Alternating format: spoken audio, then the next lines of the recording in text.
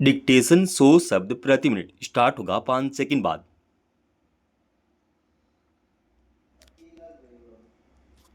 Start. Ahmedabad हवाई अड्डे के पास हुई भीषण विमान दुर्घटना ने देश को झकझोर दिया है। स्टॉप।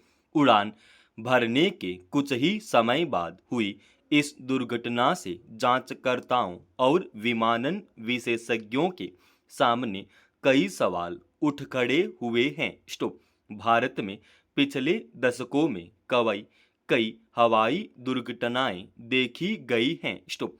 हर एक हादसे के बाद विमानन क्षेत्र में सुरक्षा के नए मानकों को लेकर मंथन हुआ है और जरूरी बदलाव किए गए हैं। स्टॉप।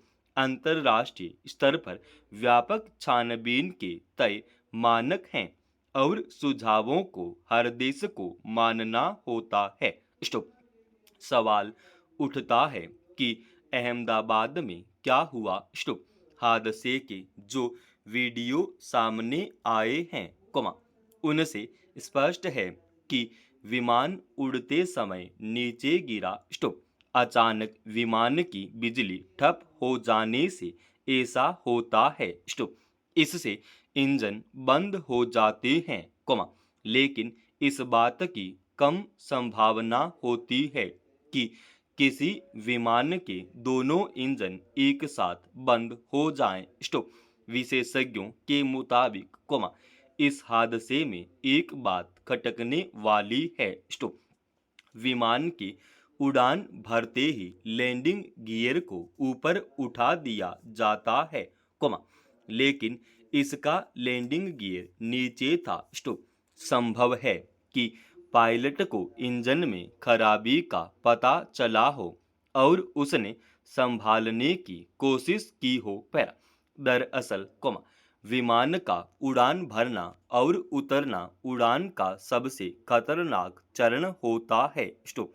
जब यह हादसा हुआ, तब विमान 625 फुट की ऊंचाई पर था, जिससे यह सवाल उठता है कि क्या चालक दल किसी एक ही समस्या से निपट रहा था या एक साथ कई समस्याओं से। स्टॉप। हादसे का शिकार हुआ विमान बोइंग 787-8 ड्रीमलाइनर था, जो चौड़े आकार वाला और 2 इंजन से लेस होता है। स्टॉप।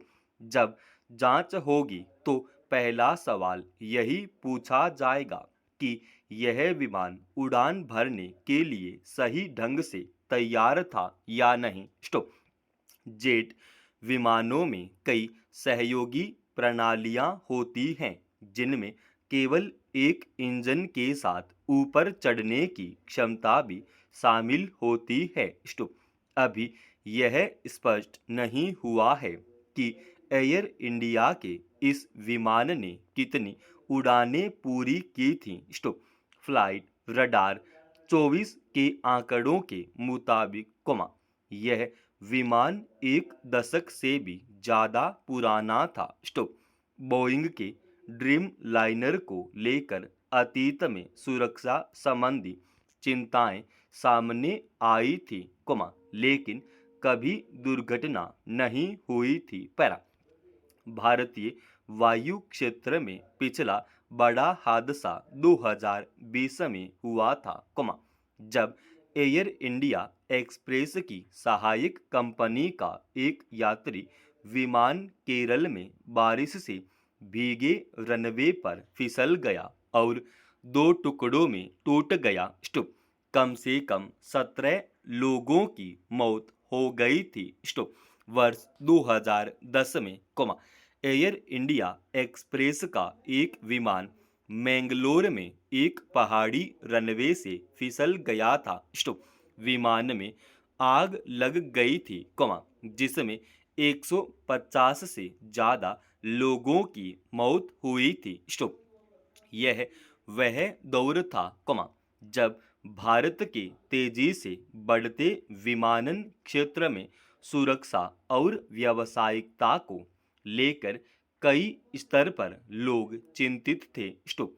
अब स्थिति सुधरने लगी थी। और विमानन क्षेत्र में करवट लेनी शुरू की थी। सरकार ने उड़ान समेत कई नई योजनाएं शुरू की। ऐसे में बड़े हादसे से समूची कवायद ठिठक जाएगी। उठे सवालों पर मंथन कर आगे बढ़ना होगा। उम्मीद की जानी चाहिए कि झकझोर देने वाले इस हादसे से विमानन कंपनियों समेत तमाम पक्ष सबक लेंगे और सुरक्षा की 100% गारंटी दी जा सकेगी। पैरा भीषण गर्मी का दौर जारी है। गर्मी से बचाव के लिए पंखे और एयर कंडीशनर का उपयोग बढ़ गया है। ऐसे समय में बिजली कर्मचारी हड़ताल पर चले जाएं, तो लोगों की परेशानियां बढ़ सकती हैं। उत्तर प्रदेश में बिजली कंपनियों के निजीकरण के खिलाफ कर्मचारियों में बड़े आंदोलन की सुगबुगाहट निसंदेह चिंता का विषय है। राज्य में बिजली आपूर्ति बाधित होने से पहले ही राज्य सरकार अगर अपनी तैयारी कर लेना चाहती है, तो यह कोई गलत भी नहीं। बिजली विभाग और उससे संबंधित वितरण कंपनियों में हड़ताल की संभावनाओं को देखते हुए आवश्यक सेवा अनुरक्षण अधिनियम एस्मा लागू करने का निर्णय दूरगामी कदम है। कर्मचारियों में बढ़ते गुस्से को ध्यान में रखते हुए राज्य सरकार ने न केवल हड़ताल पर 6 महीने की रोक लगाई है, बल्कि उनके खिलाफ सख्त कार्रवाई का आदेश भी जारी कर दिया है। आंदोलन करने पर कर्मचारी बिना किसी जांच के बर्खास्त कर दिए जाएंगे। पिछले दिनों कार्मिक नियमावली में संशोधन कर सरकार ने जिस तरह कड़ा रुख अपनाया है, इससे लगता है कि वह कर्मचारियों के आगे झुकने के लिए तैयार नहीं है। वह राज्य में बिजली की निर्बाध आपूर्ति सुनिश्चित करना चाहती है। पर गौरतलब है कि बिजली कंपनियों के निजीकरण के खिलाफ राज्य भर के कर्मचारी पहले भी नाराजगी जताते रहे हैं। इस मसले पर सरकार से उनका कई बार टकराव हो चुका है।